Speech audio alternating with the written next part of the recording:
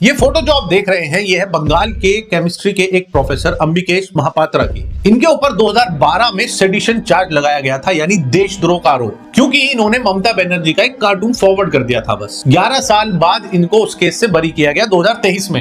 यहां तक कि कुछ रिपोर्ट्स के मुताबिक बिना किसी फॉर्मल कंप्लेंट के इन्हें अरेस्ट किया गया था, जिसमें टीएमसी के करीब 70 से 80 लोगों ने वहां की पुलिस के साथ मिलकर इन पर पहले हमला किया, इनकी पिटाई की, और फिर पुलिस इन्हें ही जेल में डाल देती है और देशद्रोह का मुकदमा भी कर देती है, जो कि 2023 में झूठा साबित होता है। और एक केमिस्ट्री का टीचर 11 साल तक ये सब झेलता रहता है। इस केस से बरी होने के बाद जब अंबिकेश अपना पासपोर्ट रिन्यू कराने जाते हैं, तब उन्हें पता लगता है कि उनके ऊपर एक दूसरा केस भी लगा हुआ है, जिसमें पुलिस ने चार्जशीट तक भी फाइल कर दी थी और प्रोफेसर को इसका पता तक नहीं था। वो केस था चोरी और मारपीट का, जिसमें कहा गया था कि अंबिकेश ने किसी व्यक्ति से मारपीट कर 5,000 रुपए छीन लिए। और इस केस का पता भी चलता है तो केस दर्ज होने के 6 साल बाद, जिसे अंबिकेश ने कहा कि ऐसा कभी हुआ ही नहीं। तो पुलिस ने जब आरोपी को बताया तक नहीं कि आपके नाम कंप्लेंट है, तो फिर चार्जशीट कैसे बना दी? और इन 6 सालों में कभी भी उन्हें अरेस्ट करने क्यों नहीं आई पुलिस? और ये केस जब हुआ जब पहला केस झूठा साबित होने वाला था, शायद इसलिए कि पहले से बच जाएगा तो दूसरे में फंसा देंगे।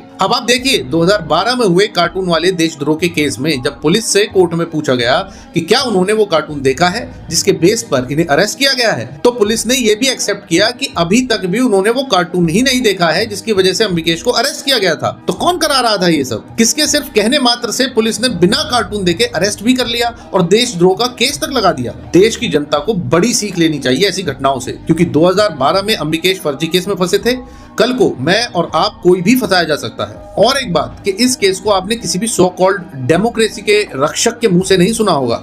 कहां गई थी आजादी तब? क्या जब डेमोक्रेसी खतरे में नहीं थी? सोचने की बात है। जय हिंद।